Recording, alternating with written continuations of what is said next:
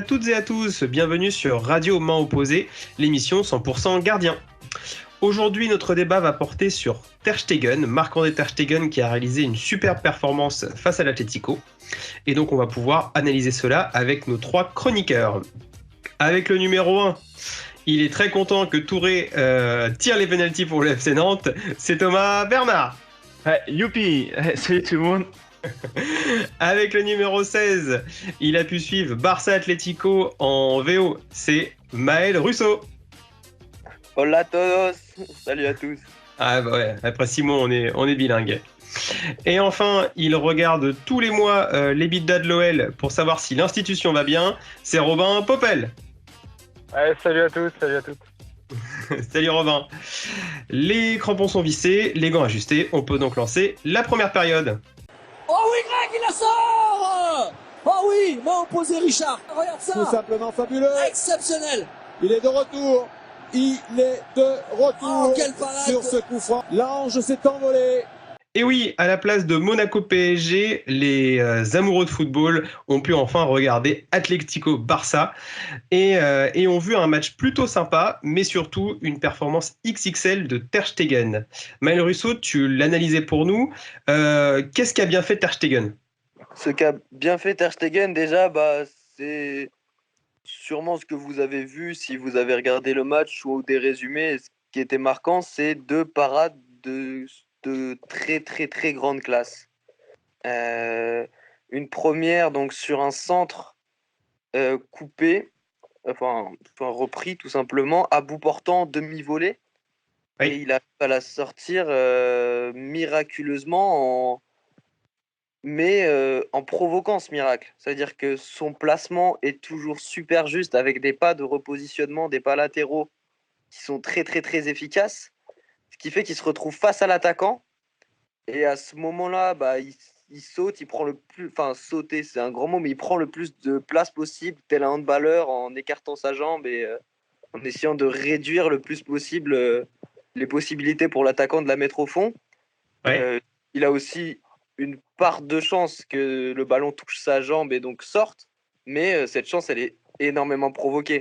Donc voilà, tu parles bien de l'arrêt où en fait le mec la reprend en demi-volée et ça doit passer entre ses jambes et finalement il la sort avec sa jambe. Ouais, c'est ça, avec l'arrière de la jambe. Enfin, c'est un peu louche d'où il la sort, mais... Ouais, moi comment je l'analyse pour avoir aussi à regarder le match, c'est qu'il chasse sa jambe pour aller la chercher. C'est le mouvement que tu fais pour aller la chercher le plus bas possible pour t'éviter de la prendre sous le bras. Et en fait, il est récompensé d'utiliser cette belle technique en la virant du pied. Oui, c'est totalement ça. C'est-à-dire qu'il a utilisé une technique où il avance bien sur l'attaquant et puis il se déploie pour...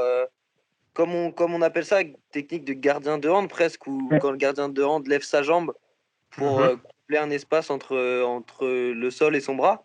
Là, c'est pareil, puis il y va assez acrobatiquement, et puis il la sort, et c'est magnifique. Et puis il en sort une deuxième sur un corner, d'une manière très peu académique, mais très très efficace, et surtout, comme là, comme sur la première, où il envoie sa jambe extrêmement rapidement en réflexe, sur la deuxième, il envoie son avant-bras, très très rapidement aussi, parce que la tête de Morata sur le corner de Trippier, la tête arrive mais très très très vite avec un rebond et il part en avant, il l'envoie de l'avant-bras et puis il l'envoie aussi de manière super puissante, ce qui fait qu'il l'envoie au milieu de sa surface alors que trois attaquants de l'Atlético rôdaient dans ses 6 mètres et que si jamais il la sort faiblement avec son avant-bras et que le ballon traîne un peu, ça peut faire but. Là, il arrive à éloigner le danger avec son avant-bras, presque en la volleyant d'un bras.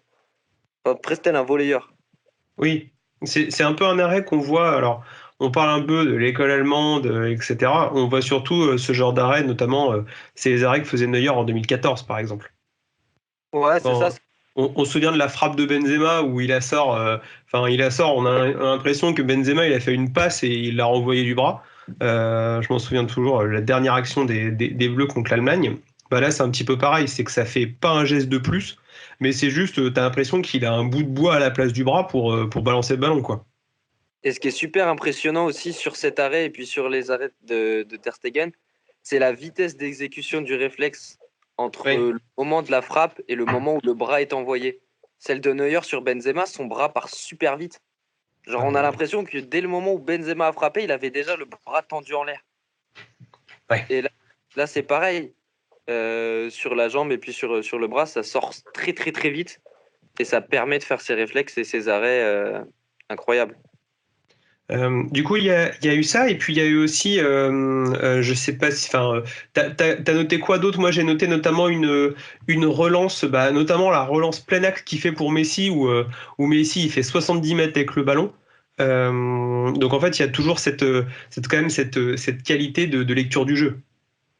Ouais, moi j'ai noté celle-là. J'ai noté à contrario une relance plein axe aussi sur Rakitic, qui était entouré de 3 joueurs de l'Atlético dans un moment où le Barça allait moins bien et qui s'est fait presser, qui perd le ballon et ça entraîne un corner derrière.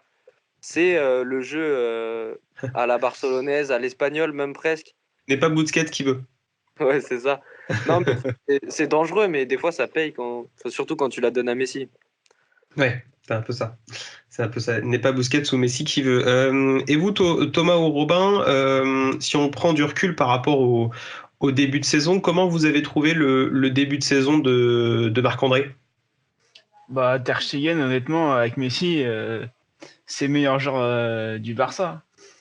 Ouais. Franchement, en plus défensivement, on l'a vu hier, Piqué l'anglais, c'était pas assurance tout risque. Quand tu as un très bon gardien, un gardien de ce niveau-là, et l'un des meilleurs joueurs du monde, qui va certainement être Ballon d'Or, forcément le Barça, on y aura eu des bons résultats au niveau comptable grâce à ces deux éléments.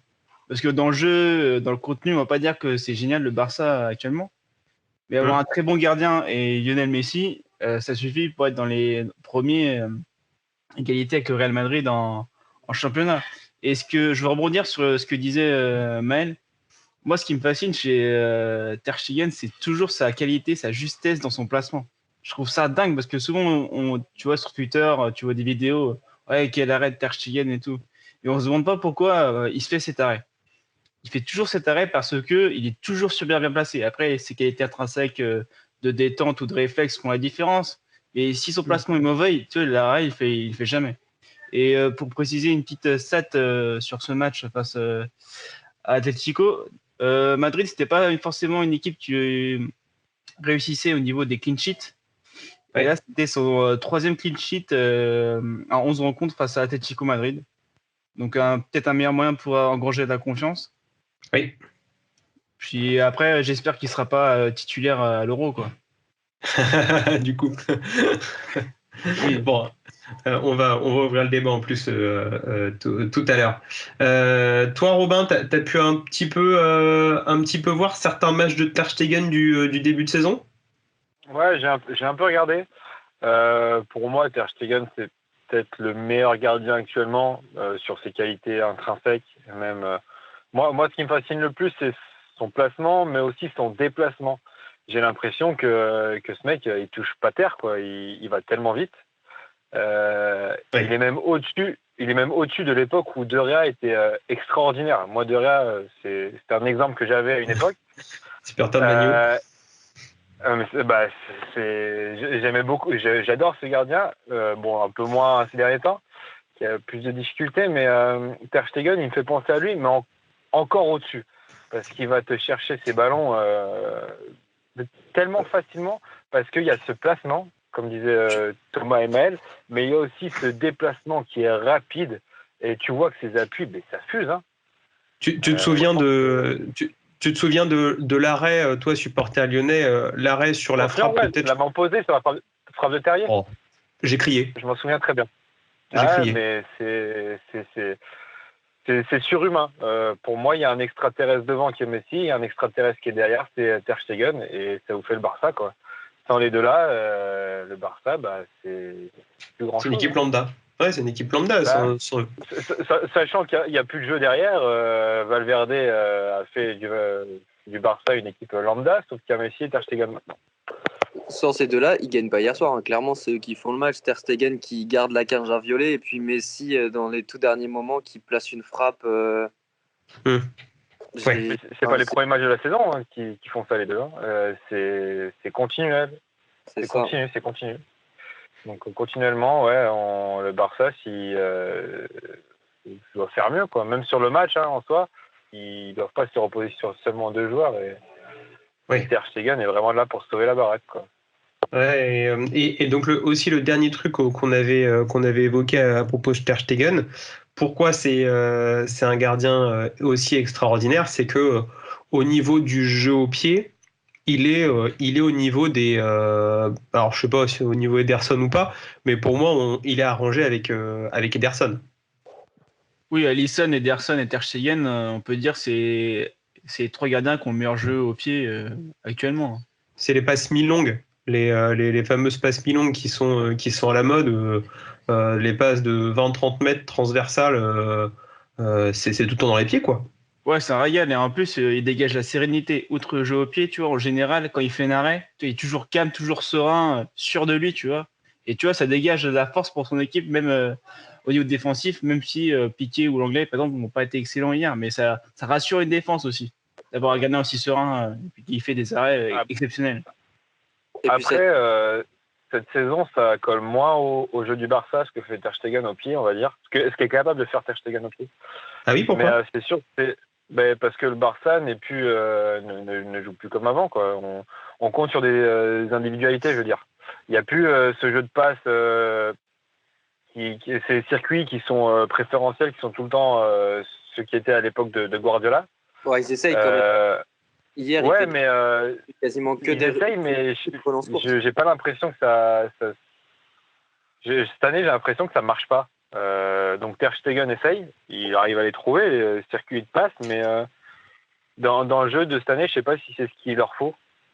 Oui, c'est ce que j'ai moins vu hier, c'est la fameuse possession dans les 20 derniers mètres où les mecs ils se mettent à presser et par exemple Ter Stegen il trouve la passe pour casser les lignes. C'est vrai qu'on le voit pas trop, on voit plus trop ça. Ouais, hier, il s'est quasiment contenté de faire que des passes courtes, mais vraiment très courtes. Ouais. Sur Piqué, l'Anglais, peut-être les latéraux qui décrochent un peu ou le 6 qui vient chercher. Mais il n'a pas fait. Enfin, j'ai pas remarqué tant que ça des passes qui cassent une ligne ou qui. C'est vrai que Le pressing de l'Atlético est différent aussi. Ils sont plus là à t'attendre, Oui. à te laisser tranquille dans tes 30 mètres et à t'attendre juste après à la ligne. Pour, Ouais, de toute façon, ils pressent aux 60 mètres quand il y a balle au latéral. C'était leur consigne de jeu, c'est clairement ça. Donc, C'est, tu ne peux prendre pas ce que tu veux dans tes 20 mètres si personne vient. Enfin, il n'a pas oui. besoin d'une première ligne. C'est vrai, t'as raison Maël sur ce point. Alors néanmoins, donc là on a dit on a bien vu que Ter Stegen c'est un gardien exceptionnel. Néanmoins, une ombre au tableau que l'on peut mettre. Il a été impuissant face aux deux remontadas pris par le Barça contre la Roma en 2018 et contre Liverpool l'an passé en demi-finale. Comment vous expliquez ces petits passages à vide ou son manque de clutchitude, on dirait au basket, oui, son manque de caractère dans les moments décisifs? Bah, le match retour contre Liverpool, c'est vrai que je sais plus si c'est le premier ou le deuxième but où il est un peu, on va dire, il fait une faute de main ou je sais plus exactement, mais c'est vrai que comme tu dis, manque de clutchitude. Après, collectivement, tellement le Barça a été dépassé lors des 2 exemples que tu as pris, que ce soit la Roma ou Liverpool. Euh, il y a tellement de vagues et tout. Quand tu prends des vagues, Ter Stegen, il peut faire 36 arrêts, il va prendre 40 buts, quoi. Donc, Ouais. mais après, c'est vrai que le manque de caractère, c'est vrai que j'y ai pas pensé, mais là, ouais, le manque de caractère dans les gros événements, peut-être sa marge de progression Pour pour aller, aider Barça à gagner la Ligue des Champions. Parce que la Liga, il a déjà fait.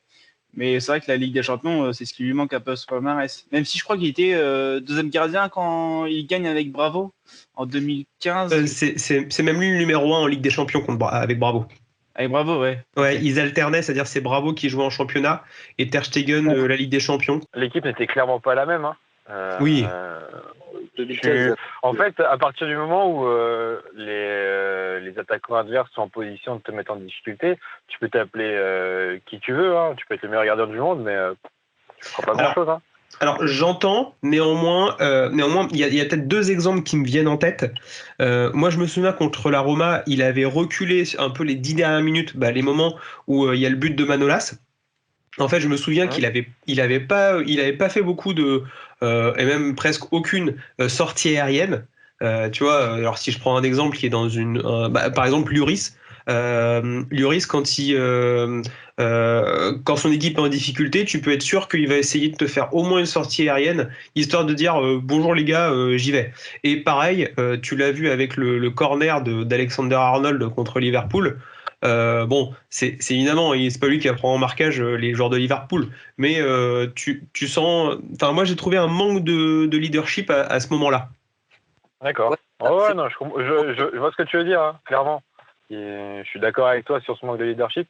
Mais après, faut juste pas oublier que le groupe tout entier est moins bon. Parce qu'ils en ont quand même gagné une, il me semble, avec Ter Stegen. Bien sûr. Pas 2015. 2015. Hein. Donc je pense que il y a vraiment ce manque dans le groupe et pas que de sa part. Hein. Oui, oui, Ouais. Voilà. Et c'est sa marge de progression. Et peut-être que ce qui va lui permettre aussi, c'est un match, comme on dit, match référence.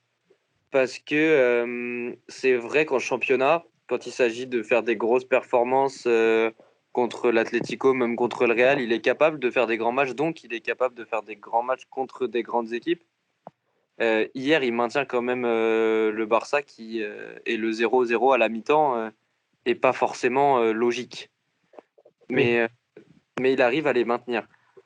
Après, mais il n'y a pas autant de pression dans un championnat que dans un match à élimination directe, surtout dans les scénarios de remontada où tu sens que l'équipe adverse est en train de créer l'exploit, de faire quelque chose et que tu peux, à la fin du match, être éliminé d'une compétition. Il n'y a pas ça en championnat.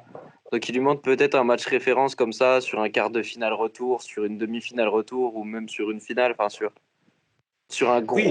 grand moment, un grand match. Et justement, c'est pas que lui, dans le sens où, en fait, ce qu'on demanderait peut-être, c'est qu'il soit le leader d'une défense, voire avec un milieu de terrain, qui dise, bon, bah, les gars, il reste 10 minutes, on est 8 derrière le ballon, ça bouge pas, quoi. Et ça, malheureusement, depuis, je sais pas, depuis peut-être l'époque avec Pouyol ou encore Piqué avec Bartra à côté, pendant un moment, il y a plus ça. Et c'est vrai que Mais je suis pas un grand suiveur du Barça, mais est-ce qu'il y a déjà eu ces séquences où le Barça jouait derrière? alors c'est vrai qu'il faisait différemment. Ça veut dire qu'il gardait le ballon. Il y avait une conservation de balle. Ouais, voilà, c'est ce qu'ils ont pu aussi. C'est en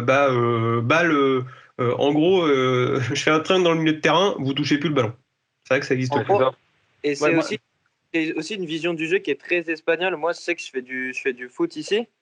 Mhm. Et dans les premiers entraînements, le coach de l'université nous a dit, de toute façon, la meilleure façon de défendre, c'est d'avoir le ballon et Ouais. de pas laisser un ballon à l'adversaire. Et si tout va bien, dans un match, si on fait pas d'erreur, déjà, on est sûr de pas prendre de but. Et après, on verra pour marquer. Et on fait du contrôle-passe à tous les entraînements. Ok. C'est dans cette mentalité de défendre avec le ballon. Ouais. Donc ouais, c'est vrai que ce qu'on pointe, c'est et t'as raison, t'as raison, vous avez raison, Maël et Robin, c'est pas forcément le fait de totalement défendre, c'est d'une part, et d'autre part, bon alors ça c'est un problème plus collectif, c'est savoir garder le ballon.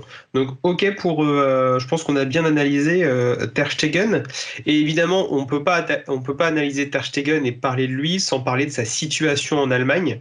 Donc là, je vous laisserai juste rappeler les faits un petit peu la guéguerre, mais en gros, on ne sait pas qui va être numéro 1 ou qui va être numéro 1 ou numéro 2 à l'Euro entre Neuer et Ter Stegen. Toi, Thomas, tu avais notamment une déclaration du Lyonnais. Ouais, exactement. Ouais, c'est Uli Younes. C'était lors du dernier rassemblement de l'équipe d'Allemagne où Ter Stegen c'était un peu plaint qu'il soit pas numéro 1 parce qu'il estimait qu'il méritait et qu'il faisait des bonnes performances. Et Uli Younes a simplement menacé de ne pas mettre à disposition les internationaux allemands qui jouent au Bayern si Neuer n'était plus numéro 1. Rien que ça. Oh. Et il a même sous-entendu que Ter Stegen n'avait pas le droit de revendiquer la place de numéro 1. Et donc ça a un peu provoqué un débat en Allemagne, une scission, alors une partie au niveau de la presse, de la région de Ter Stegen, donc pro Ter Stegen, et en Bavière, t'es pro Neuer. Après, la tendance qui se dégage, c'est pour Joachim Löw, c'est Neuer titulaire, puisqu'il est capitaine de la Nationalmannschaft. Oui. Donc après, c'est un choix de riche.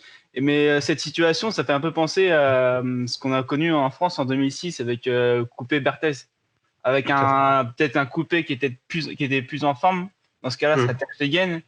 Et Neuer, un peu la figure emblématique, celui qui a rapporté la Coupe du Monde en 2014. Et voilà, qui a la confiance du coach. Et pour aller dans... la situation similaire aussi avec Jens Lehmann et Oliver Kahn. Oui, exact. Oui. Exact. Ouais, puis t'as Casillas Derrea aussi, il y a pas longtemps.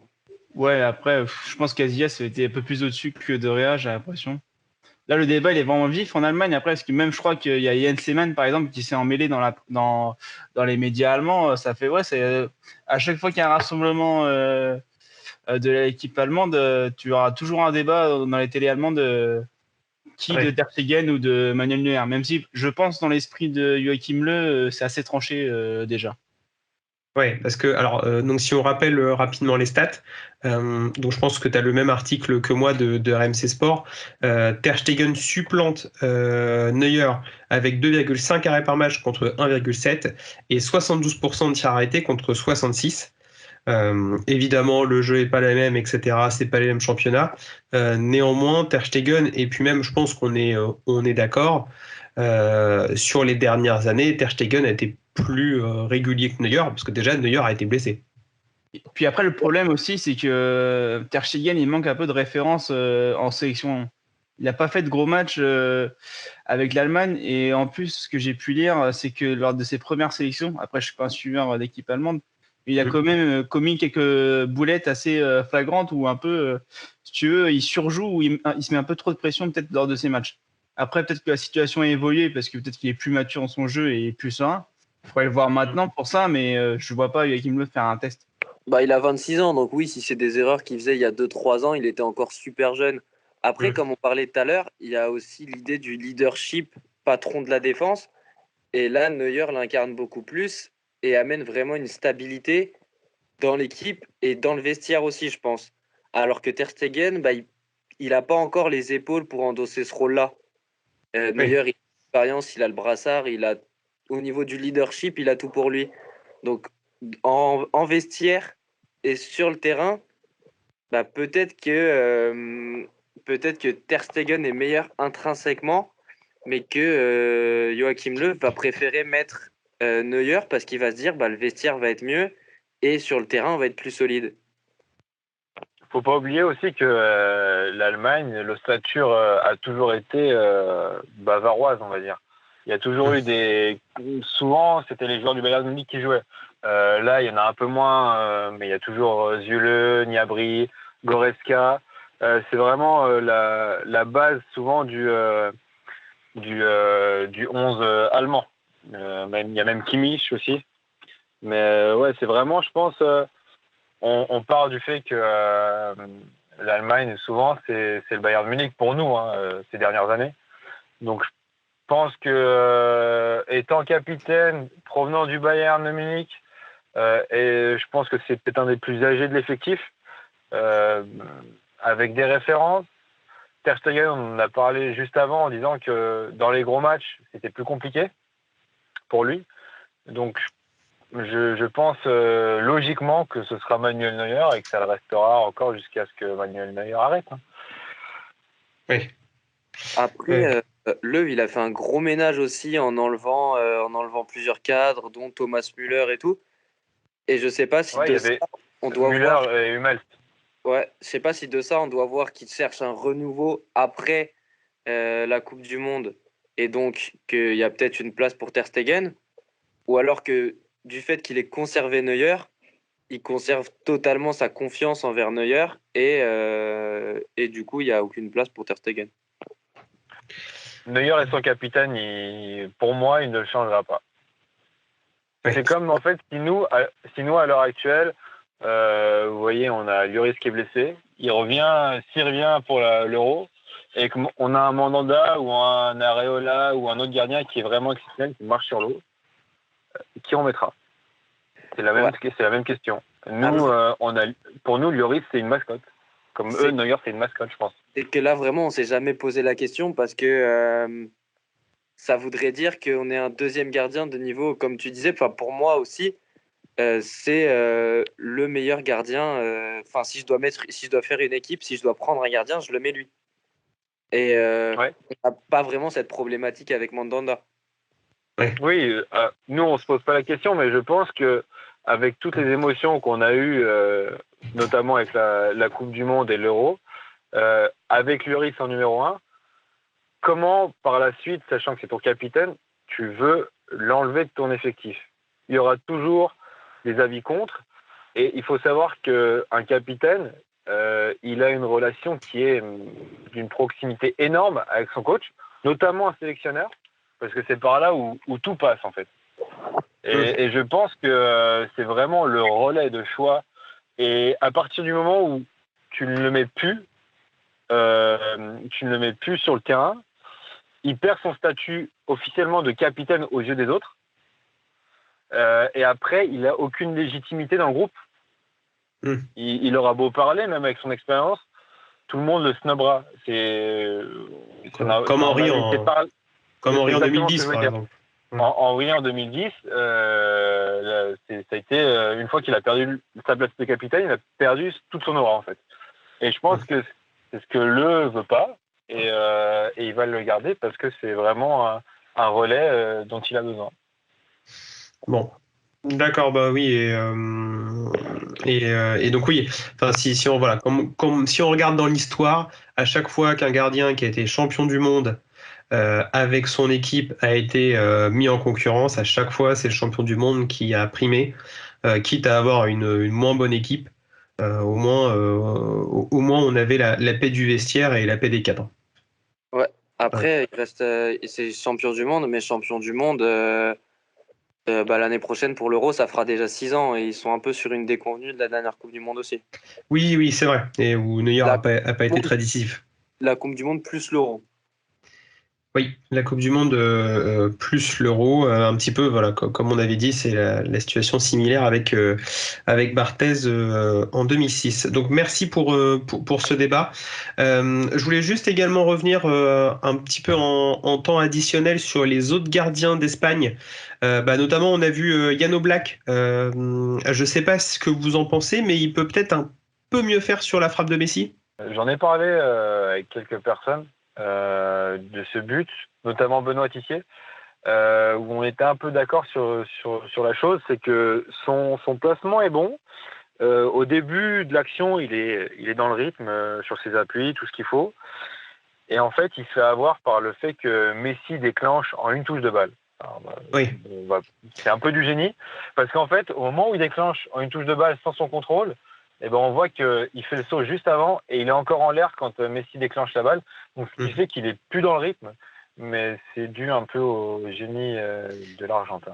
Ouais, voilà, c'est ce qui se fait avoir, comme tu l'as dit. Alors je voulais vous faire dire ça, c'est que si on regarde bien les images, il est en train de sautiller et au moment où ça déclenche, il est en l'air et au moment où il redescend, la balle, elle est déjà juste à 4 mètres de lui, il est mort, quoi. C'est ça. Et, non, mais c'est pas trop. Je pense pas qu'il faut l'incriminer là-dessus parce que ça va à une vitesse, en fait, et il y a une prise de décision qui est énorme. Et pour lui, je pense qu'il est dans l'esprit qu'il va y avoir encore une touche de balle. Mais il n'y est pas. Et c'est ce qui lui fait défaut. Je suis d'accord avec toi. Donc, OK pour Oblak. Et aussi, je voulais revenir, juste pour une fois qu'on peut le faire. Je pense qu'on peut dire CQFD par rapport à notre émission sur Thibaut Courtois face au PSG. Pour son sélectionneur, c'est le meilleur gardien du monde. Hein. Je sais pas si tu l'as vu après des réactions après le tirage ce samedi là, où il a comme réussi à déclarer Thibaut Courtois est le meilleur gardien du monde. Hein. Bon, après c'est son joueur donc il n'y a pas à dire contraire, mais bon c'est quand même un peu osé après les dernières performances de Thibaut Courtois. Je pense qu'il peut dire merci à l'arbitre du match d'avoir sifflé la faute sur Marcelo. Je pense que Oui, oui, il oui. finissait pas la saison. Oh oui. Et Areola, il a pas joué ce week-end d'ailleurs à sa place d'ailleurs, je crois. Si, mais ça Oui. arrive très, très souvent au Real Madrid, ce genre de turnover. Ouais, T'avais faudra euh, suivre. Ouais. t'avais pas Varane non plus dans le groupe. Il manquait pas mal enfin, il manquait certains cadres qui étaient mis au repos.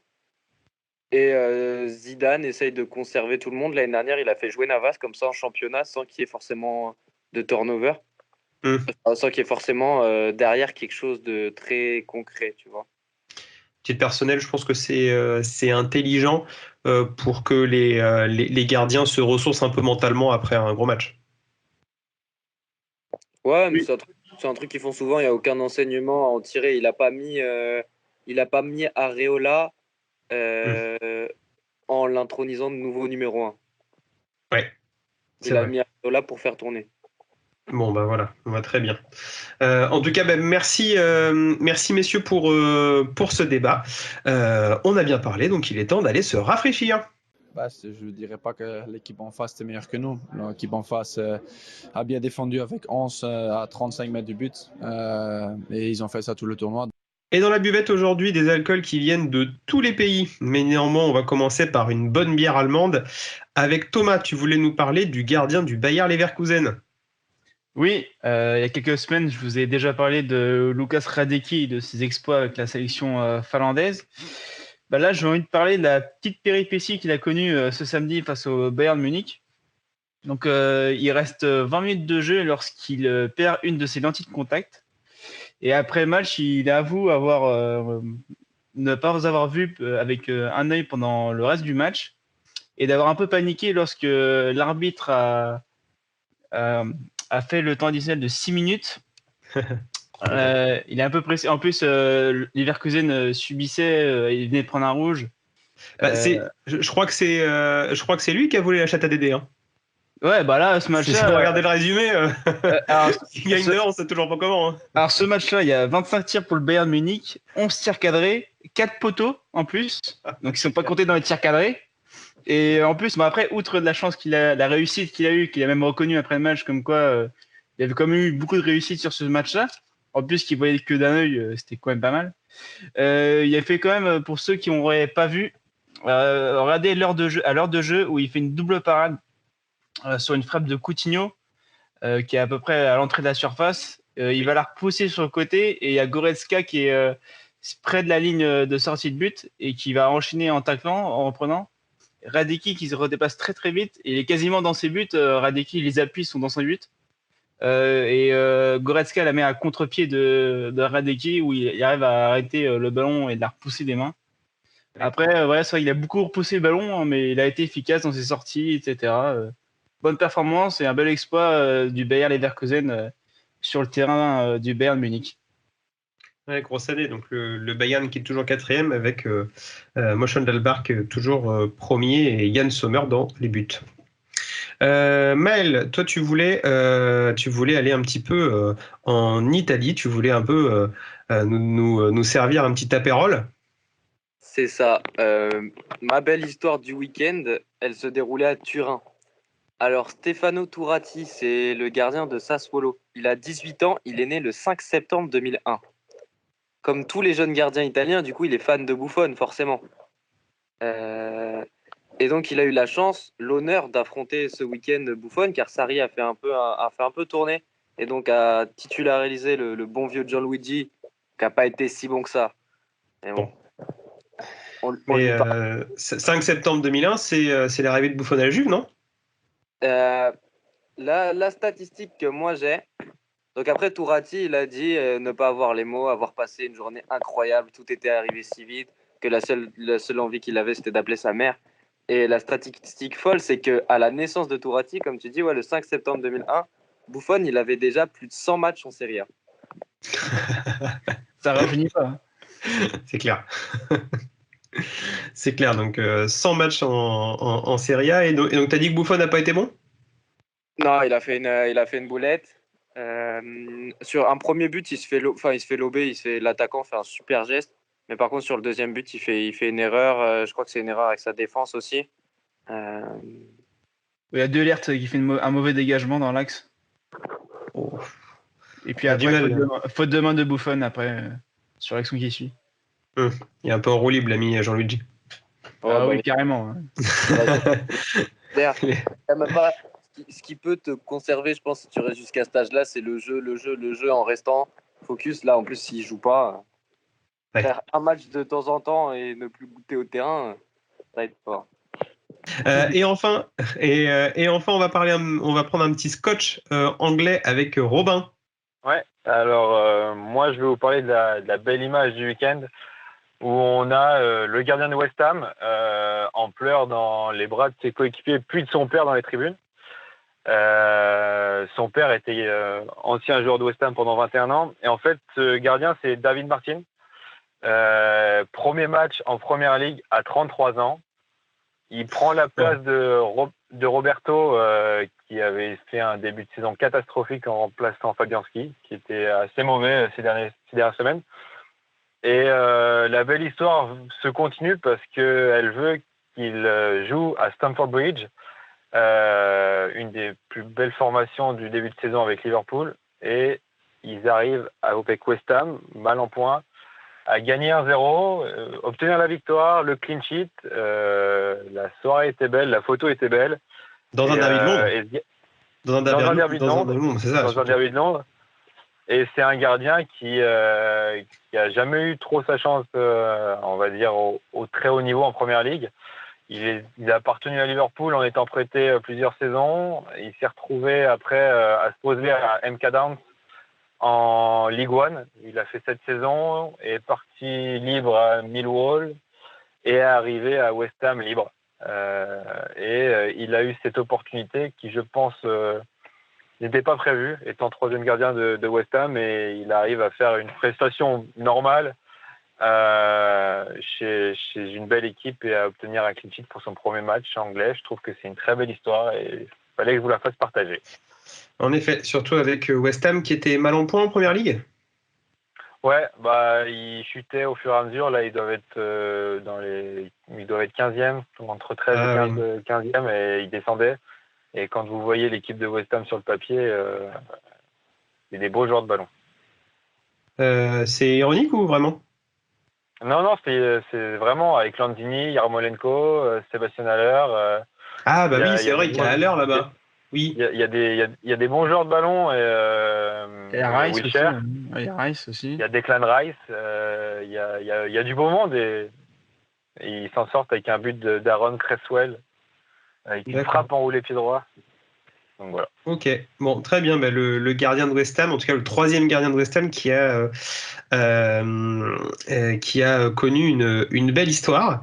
Moi, je voulais vous parler de notre ami Benoît Costil, parce que moi, je l'avais trouvé vraiment pas très bon en début de saison. En tout cas, son mois d'octobre, je l'avais vraiment pas trouvé bon. Notamment quand il avait pris un 3-0. Un 3-0 à la fin du mois d'octobre, je vérifie c'était contre qui, c'était contre Lille. Voilà, il avait pris son 3-0, il avait pris un 0 contre Saint-Etienne, un 0 contre Paris, ils avaient gagné contre Toulouse, mais tout le monde gagne contre Toulouse. Et là, il a quand même passé un super mois de novembre avec donc 2-0 contre Dijon, 2-0 contre Nantes, 1-1 contre Nice, 2-1 contre Monaco, 1-1 contre Reims. Et au-delà des actions, au-delà des chiffres que je viens d'évoquer, moi je l'ai trouvé très solide contre Reims, notamment très rapide sur ses plongeons, et surtout moi ce que j'admire chez Costil, on parlait tout à l'heure de la présence, moi je trouve qu'il a vraiment une grosse présence dans le but. Voilà, c'est peut-être aussi avec l'âge, forcément, c'est un peu aussi un peu comme Ruffier, quoi. C'est des gardiens qui sont imposants. Et voilà, je souhaitais le redorer son blason parce que quand on a parlé des troisièmes gardiens, bah on l'a très vite mis de côté. C'est normal au vu de son début de saison, au vu de son âge, etc. Néanmoins, il est avec Koscielny derrière, il est vraiment l'artisan du renouveau bordelais avec un Bordeaux qui est cinquième de Ligue 1, alors que je trouve qu'ils ont vraiment pas l'effectif pour. Ils ont des gros problèmes d'argent en interne et ils arrivent quand même à avoir une bonne saison, au même titre tout de même que Nantes, messieurs Maël et Thomas. Oh, pas s'enflammer quand même. Ils sont devant Nantes. Oui, ouais. Ils sont devant Nantes, ils ont le même nombre de points. D'ailleurs, contre Nantes, Costil a fait un bon match. Il a fait un arrêt décisif quand il y avait 1-0 face à Liyuan, en face à face. Ce que tu disais, Nico, là, ce que j'aime bien aussi chez Costil, là, c'est son leadership. Là. Je trouve que depuis qu'il est parti de Rennes, il a appris un peu, si tu veux, en assurance et je sais pas, ses qualités de leader avec, comme tu disais, Koscielny, ça peut aider dans une équipe qui est quand même assez jeune à Bordeaux. Il y a pas mal de jeunes joueurs. Et c'est vrai que l'axe Koscielny-Costil, ça peut rassurer de jeunes joueurs. Et ouais, c'est vrai que depuis quelques matchs, il est bon. Et contre Reims, il avait fait un double arrêt, il me semble, lors de ce match-là, où j'ai trouvé assez impressionnant quand même. Ouais, c'est pas mal, ouais. Sur le but, il peut aller plus vite sur l'attaquant. Je crois qu'il apprend au deuxième poteau. Voilà, le problème, c'est toujours des trucs au deuxième poteau, c'est que tu as ta vision sur ton premier et au deuxième, tu vois, je sais pas, ton latéral, je crois que c'est le latéral droit, il est à la rue. Donc forcément. Pablo et Koscielny sur cette action sont mal compris. Ils vont trop tard sur Souk et Souk il fait le centre comme il veut. Après, Boulaïdia fait la bonne course pour dévier le ballon au fond des filets, quoi. Voilà, donc c'est vrai qu'il peut pas faire grand chose et donc comme tu l'as justement dit, alors j'avais pas en tête ce bel arrêt contre Nantes, mais ça valide le bon renouveau de Bordeaux. Très bien messieurs, donc ça nous fait une bonne note à payer au barman. Merci pour ces petites anecdotes et donc on passe à la deuxième mi-temps. Crucifié sur ce renvoi. Et pour ce gardien mystère, nous allons jouer avec les gardiens étrangers qui sont passés par le FC Barcelone. Donc vous savez, comme Ter Stegen, voilà, des gardiens qui... alors, je ne prends pas des gardiens qui ne sont pas catalans, aussi des gardiens qui ne sont pas espagnols. Voilà, ne faites pas un petit cours d'histoire ou un petit coup d'indépendance de la Catalogne. Donc on est bien sur des gardiens qui ne sont pas espagnols. Okay. Voilà. On est chaud ? Chaud. Oui. On est chaud. Alors, le premier. Grand gardien des années 90. Je suis le gardien le plus titré au monde avec 34 titres remportés. Lors de mon transfert en Catalogne, je suis le gardien le plus cher du monde. Avec les Blaugrana, je remporte la Coupe des Coupes 97 aux dépens du PSG. Avant et après cela, j'ai traîné mon numéro 99 du côté du Douro, près duquel je remporte la Ligue des Champions 2004. Je suis connu en France pour avoir pris un penalty pleine lucarne en demi-finale de l'Euro 2000 par Zinedine Zidane. Je suis... Thomas ? Ouais. Victor Baillat ? Bravo Thomas ! Non, ça met du temps. Ah ouais, non, mais je savais pas qu'il avait joué à Barcelone. Eh oui, Victor Baillat a joué à Barcelone. Ah ouais. D'accord.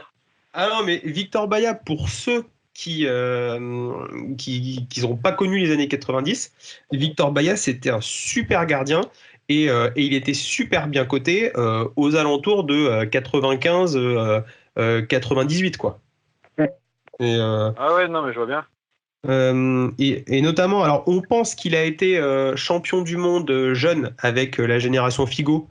C'est faux. Parce qu'il avait refusé de jouer avec eux pour se consacrer à son club, un petit peu comme les joueurs NBA qui vont pas jouer avec leur sélection pour continuer à s'entraîner. Donc c'est la décision qu'il avait prise au début des années 90. Et Victor Baillat, donc du coup qui avait joué à Barcelone, qui avait joué une saison bien. Et après Van Gaal l'avait mis sur le banc assez vite.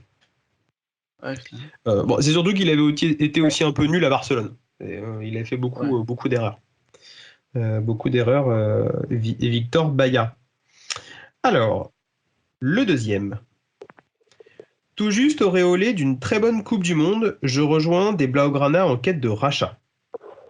Je suis un gardien intermittent qui ne joue que le championnat, mais qui connaîtra la gloire continentale par 2 fois lors de mes années Barcelone. Oui. Claudio Bravo ? Bravo Robin. Et oui, Claudio Bravo. J'ai pas spoilé tout à l'heure quand vous en avez parlé, mais qui connaîtra la gloire continentale par 2 fois. Et oui, il est avec le Chili notamment, il gagne la Copa América 2015 et la Copa América du centenaire 2016.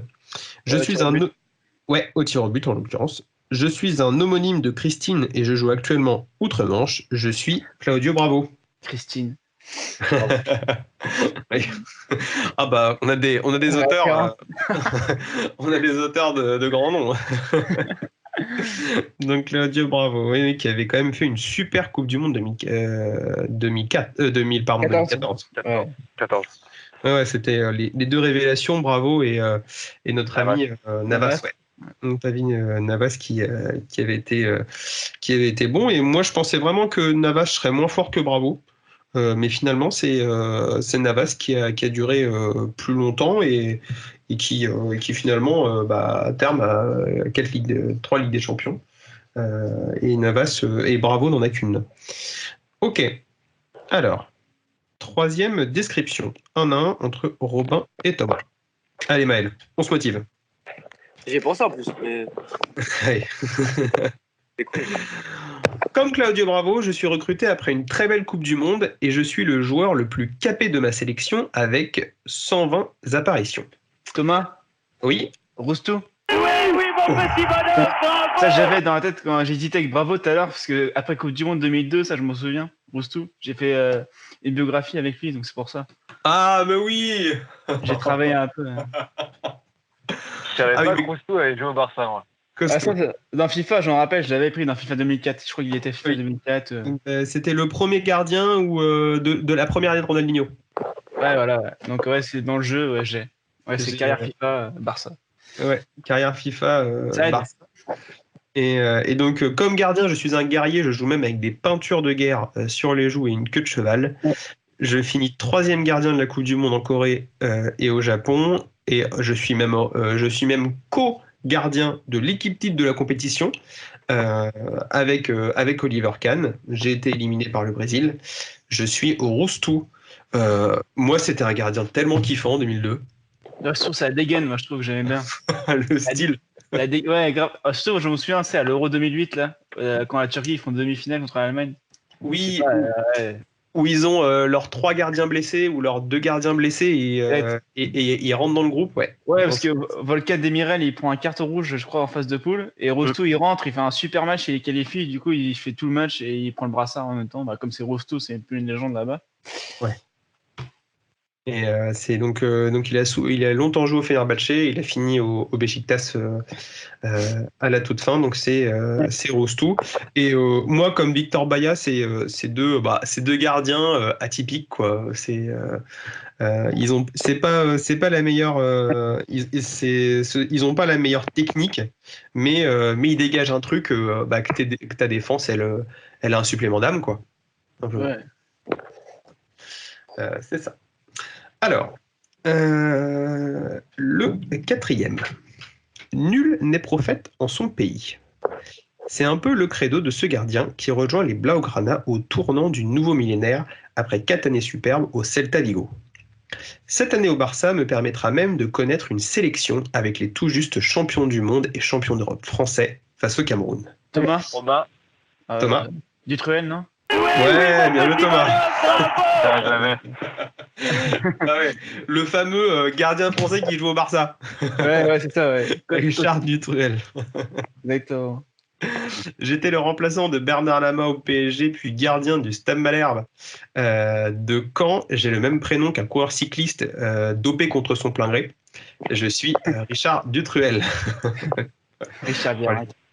Voilà les auteurs. Mais donc oui, alors on sait tous, enfin il y a beaucoup qui disent c'est quoi, qu'est-ce qu'ils ont été chercher Richard Dutruel. Moi j'ai fait un petit peu mes recherches, je fais pas semblant, j'étais pas à l'époque, je suivais pas le foot notamment espagnol à ce point-là. Il a été trop fort au Celta Vigo, quoi. Il disait, c'était vraiment la star en Espagne notamment un petit peu comme si on avait pris Ochoa quand il était super fort avec Ajaccio. Ouais, je vois, ouais. C'est un peu ça. À l'époque où finalement les gardiens. Alors, évidemment, le Barça, ce qui est marrant, alors je fais une analyse sans trop connaître, mais le Barça était un peu en creux avec le système Cruyff. Donc, c'est un peu les années noires du Barça où. Pourtant, il y a Rivaldo, etc. Mais du coup, c'est un peu moins, football total et jeu au pied. Là, ils avaient pris un gardien qui était très très fort sur sa ligne. Faudra regarder s'il a un bon jeu au pied. J'ai pas vérifié des vidéos, sauf si vous en avez vu. Mais donc Richard Ducruel et ensuite il avait été à Alaves et il avait fini à Strasbourg en 2003-2005. Voilà. Et donc le dernier pour l'honneur, parce que, encore une fois, Thomas, chaud comme la braise sur les descriptions. Invaincu. Vaincu. J'ai un destin tragique. Je suis un gardien allemand qui est arrivé au Barça en 2002, après 3 super années à Benfica. En pleine possession de mes moyens, mais je ne parviens pas à m'imposer. Et je suis même prêté lors de ma 2e saison. Résultat, après 3 années, je repars outre-Rhin à Hanovre où je retrouve mon niveau, mais pas forcément la joie de jouer. Je devais être le successeur de Lehmann en sélection en ayant participé comme remplaçant à l'Euro 2008. Thomas Ouais. Henke, non? Ouais, bien joué Thomas. Ouais, il est décédé, non? C'est pas ça? Bah oui, Il est décédé, la ouais. fin de ma description c'est « Mais je me suicide le 10 novembre 2009 après un match face à Hambourg. Je suis Robert Henke. » Alors, faut quand même savoir que Robert Henke, ça devait être le gardien de la Coupe du Monde 2010. Ouais, c'est ça, ouais. C'est pour ça que Neuer était numéro 3 et on profite de ça et d'autres. Je sais plus qui était devant Neuer avant, mais il était numéro 3 dans la hiérarchie. Ouais. Donc Robert Henke et en fait il avait perdu sa fille en 2006. Je sais pas, j'ai pas regardé totalement de quoi elle est décédée, mais donc il a un destin tragique et on pense que c'est un petit peu voilà, il y a ces années barcelonaises et il y a un peu de tout et puis bon voilà, il est décédé. Il est décédé en 2009. Alors ensuite, il y avait également Jasper Cillessen. Oui. Qui, Il y avait Neto. Neto, ouais, maintenant, ouais. il y a Neto. Il est quelle nationalité? Brésilien. Ah bah oui. Et c'est vrai qu'ils ont fait un échange avec Valence. Donc voilà, moi je me suis permis de pas, notamment je voulais parler des joueurs qui ont été quand même un petit peu titulaires. Et il y en a un dernier, donc en mention honorable. Je vais en parler un petit peu. C'est Ruud Esp. Qui avait été recruté par Luis van Gaal juste après. Justement, c'était dans l'optique d'être le remplaçant de Victor Baía. Cependant, Victor Baía est pas très bon. Et c'est Ruud Esp qui prend sa place. Et en fait, c'était le gardien. Si je ne m'abuse, c'était le gardien de. C'était le gardien de Roda avant, donc un club hollandais. Et donc il a été chercher ce gardien, donc qui est en fait le remplaçant de Van der Sar à l'Euro 2016 et à la Coupe du Monde 98 où les Pays-Bas finissent 4e et qui va porter notamment durant 93 matchs le maillot Blaugrana. Donc quand je disais que les Blaugrana étaient vraiment dans une optique d'avoir des gardiens forts sur leur ligne, le bestiau il fait quand même 1m95. 1m95, donc pour l'époque notamment où les gardiens étaient pas si grands, c'était immense. Donc voilà, il y a Ruud Esp qui était aussi là. Je me suis permis de pas vous le faire deviner. Un petit peu compliqué, j'en avais jamais entendu parler. Ouais, moi non plus. Voilà. Bon, en tout cas, l'émission s'achève. Merci pour votre participation, Maël, Thomas et Robin. Merci à toi. Merci à toi. Merci à vous. Donc on va vous laisser. Donc évidemment, donc on a vu que Alisson a obtenu le trophée Laviachine. On va essayer de faire une émission spéciale Alisson pour la prochaine. Et en attendant, on vous souhaite de faire de très belles mains opposées. Ciao ciao. Salut tout le monde. Ciao.